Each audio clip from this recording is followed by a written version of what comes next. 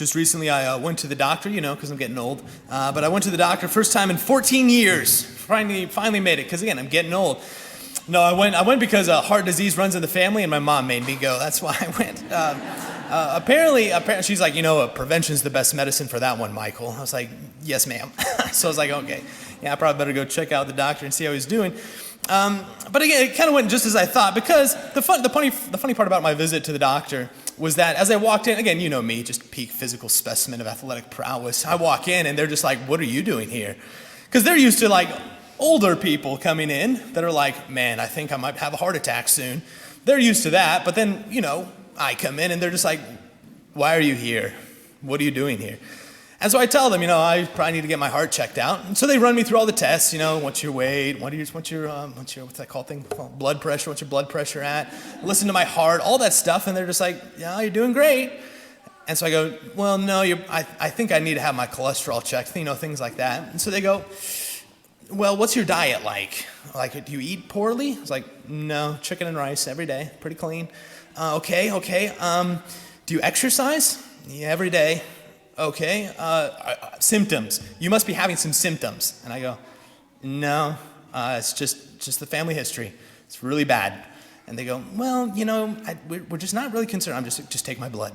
Just take it. Just take my blood and you'll find out. So reluctantly, I had to order my own blood test. They finally draw some blood out of me. They call me up the next day, and the nice physician's assistant goes, yeah, we see it now. I was like, yeah, there you go. Yeah, I'm fine. Don't worry. I'm going to be fine. The reason I say this is because if I didn't disclose this, right? So if I didn't, first off, make that one simple step to go to the doctor, like they didn't call me, I had to call them and set up an appointment. If I didn't call them and set up the appointment, and if then I didn't disclose my family history and my grave concerns about my high cholesterol, nothing ever would have happened. I would have waited until I was 55, had a nice little heart attack, and worried about it then. No, but because I took that simple step, and then because I said, we need to check this out, yeah, we could start addressing that. And again, I'll be fine. Please don't worry about me. I'll make it. The thing is, though, I'm not alone in this. I know this is going to shock you, but this is a man problem for the most part. 65% of men will wait until the very last moment to ever go to the doctor for anything. So I felt nice. I was back in that meaty middle again. I was just like, I never have to go. Also, it's like less than half of men in their 30s, their 40s, and their 50s go to the doctor on any sort of a regular basis. So again, I felt very affirmed in that, just in the meaty middle. But the reasons are this. One of the biggest reasons people don't go is because we think we're invincible. Right? We think we're just going to kind of last forever. So we just have this invincibility kind of built into us. Another big reason is we fear. We have a great fear that if I do go, they will find something wrong with me. And I don't even want to know. You can't have a problem if you don't know that you have it. Don't know if you knew that. It's like I fear ever having to hear a diagnosis of anything. Also, another big reason is that we're just too busy for it. We know we should go. We know it's important. Mom tells us every week. But we go, I'll get around to it one day. And then also, I know this all sounds pretty typical, but then even then there's a real cost from this attitude. Real cost. Because what happens when you put off going to the doctor for 30, 40 years?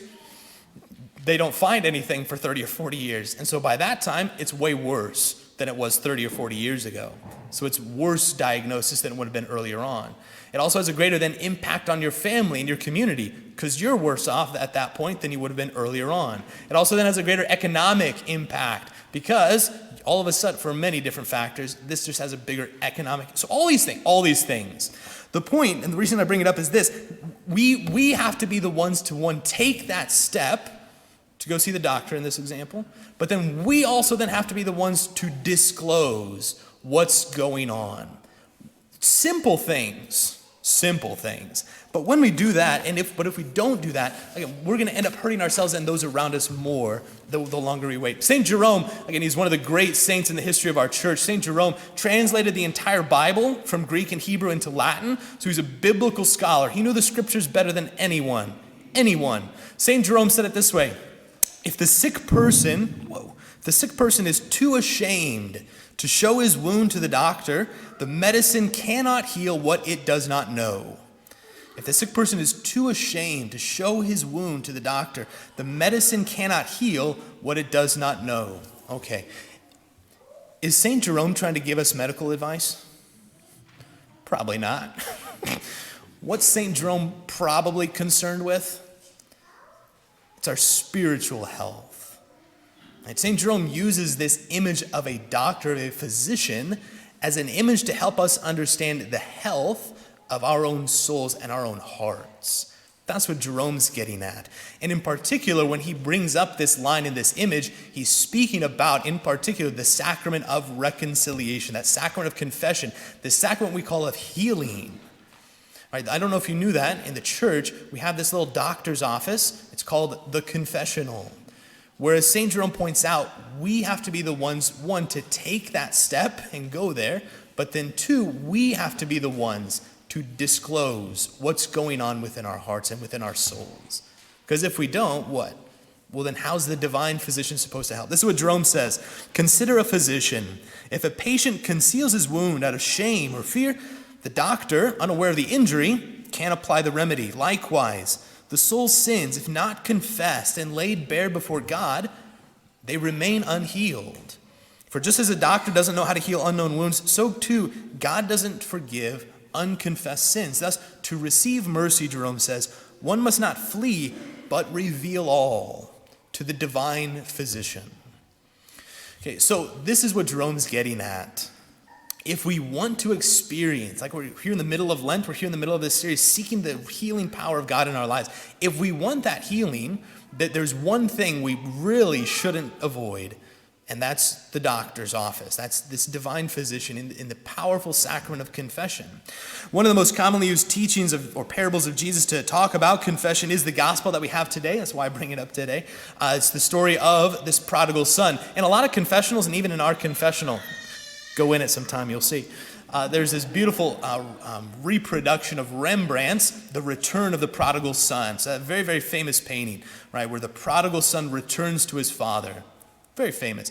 But also, that's kind of a misnomer for this parable, because it's really the story of a father with two sons. I don't know if you picked up on that. There were two boys in this story. Both of them have issues. We tend to focus in on the younger son for a lot of reasons. But in this parable, it's God. God represents the father. That's kind of a duh. But then who represents the sons? Who's Jesus talking about with the sons?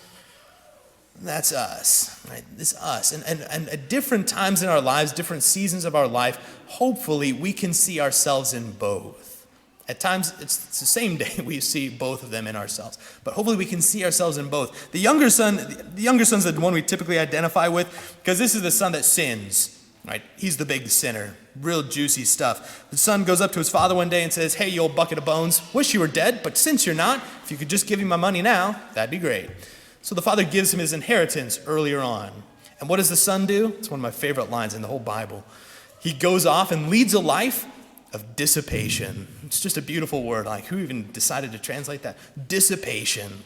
And as we later get filled in on, what does that actually mean? Well, as his older brother then later reminds us, he swallows up the land with prostitutes. So you fill in your own blanks of what the younger son was doing out on his own for a couple of years. But that's exactly it. Right? He takes his inheritance and he goes off and he lives a life of juicy, juicy sins. Good job. Again, this is something that hopefully we can either identify with or have been able to identify with at different times in our life to a greater or lesser degree. Again, maybe we weren't swallowing up the property with prostitutes, but we've rejected God. And we can identify with that. In our own ways, we've gone off just like the younger son, and we've just done our own thing. Whether, again, it's something as simple as we began just to focus only on work, and God got cast to the side. Whether we got consumed with shopping or sports or just having fun on the weekends. Whether, I don't think, do you want me to go through a list? I've got lists. I don't think you need me to. We can go through all of the lists in our life of all those things that we have done or are currently in where we notice, I'm placing myself further and further away from God. I'm kind of running off to my own land, doing my own thing. And I can see that within myself. Right? So again, the younger son is easy to identify with because he's the one that sins big time. Easy. But there's another son. There's one more boy.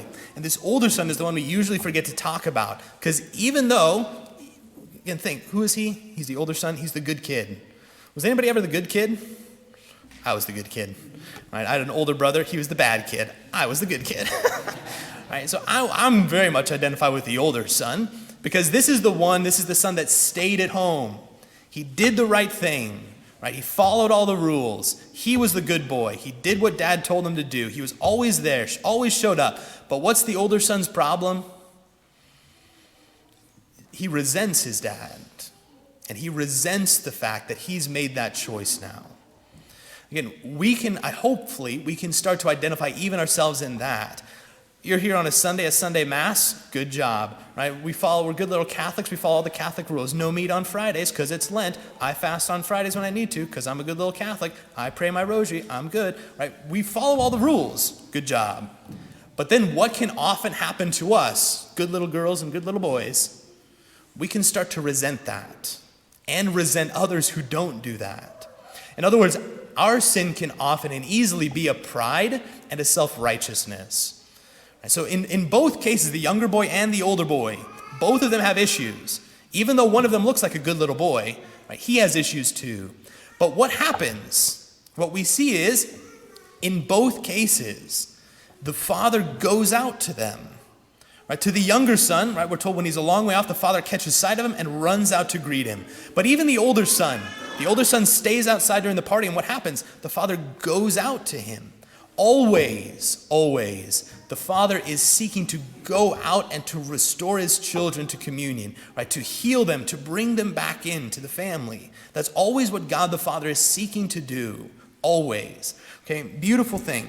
The reason, though, that the younger son is held up more for us, though, is because, and that's why the people call it the parable of the prodigal son, is because the younger son's example is the one we ought to imitate. We're never really told what the older son does, because Jesus tells this story to the Pharisees, and there's all that other reasons. But the younger son is held up for us because we ought to imitate his example.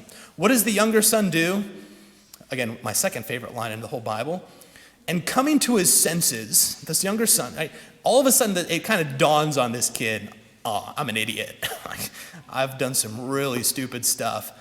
I'm an idiot. Right? He comes to his senses, but then what does he do? He takes that one simple step towards home. Right? His dad doesn't call him up. No, the son says, I need to take this step towards home. Again, just like the doctor's office. The doctor never called me.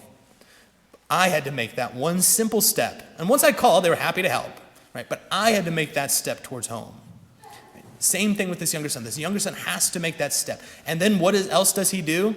One other thing he has to do. Simple step, and also he needs to disclose what's going on. But what happens when he does that? Again, does the father beat him over the head and he's just like, yeah, you were a real idiot? No, the father embraces him. Right? The father's waiting for him.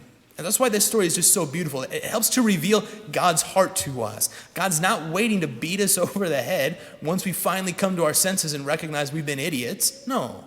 The Father's waiting with just a great love, a great tenderness, filled with compassion, as we're told, to welcome his children home.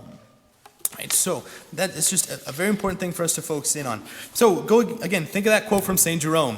If the patient conceals his wounds out of shame or fear, the doctor cannot help. So let's be honest. For many of us, we haven't been to confession in years. For some of us, even when we go to confession, we're just kind of like, stole a cookie from the cookie jar, that's it. Right? So for all of us, whether it's been years, whether it's been 3 minutes, right, for all of us, we can start to recognize we're not angels. We know that. We know we're not perfect. But many things hold us back from truly and honestly just laying it all out there, from just disclosing all of it that goes on within us. Why? It's just like dudes going to the doctor. What's the big thing? We think we're invincible. We're like, well, I'll still be alive for another 40 years. I'll worry about this stuff later. Classic. Another big thing is we just have a fear. Not a fear of a diagnosis. We just have a fear of laying it out there. There's a shame. There's a shame that can come from that, of having to admit our weakness. And also, classic, we're just too busy. We're just too busy to make that a priority. But I think especially in our day and age, again, St. Jerome, it was no different back then. The two biggest ones, like St. Jerome said, it's our fear and it's our shame. All right, we're scared of what's going to happen. We're scared to actually go and do that. And we're ashamed. To admit those things that go on. I even know for myself, right? I've been a priest for a long, long time. I've heard thousands of confessions. Even for me, when I go to confession these days, right, those same things, those same emotions come up. There's still a fear, there's still a shame. I'm just like, I've been a priest for so long. Come on, this should be easy for me now. I've heard thousands of confessions, and then even though I've done that, even though I know, as the priest, I've sat on the other side of this. I know what it's like to be the priest in this scenario. Like, again, I'm not judging people. I don't want to just know the hot gossip around town. I don't know if you knew that. That's not why I sit there. All these things, even though I know how happy it makes a priest when you're just brutally honest and you just lay it out. Like, nothing makes me happier than when somebody comes into the confessional and they're just like, barf, here it all is. I'm just like, this is great. Fantastic. Why? Again, not because I love the hot, juicy gossip, but why? It's because I know once we just lay it out there, once we stop holding things back, once we stop like guarding our confession, saying, well, I stole a cookie, we'll call it good today. No, once we just lay it all out there, that's when I know that God can begin working powerfully in that person's life. That's when I know there's a real healing that can begin to take place within their hearts. So it makes a good little priest's heart happy to see that. So, again, I'd encourage you, especially in these next couple of weeks as we approach Easter, just simply, it's so simple today. It's just to make the best confession of your life. One of the things that very much will help you to do this is if you write things down.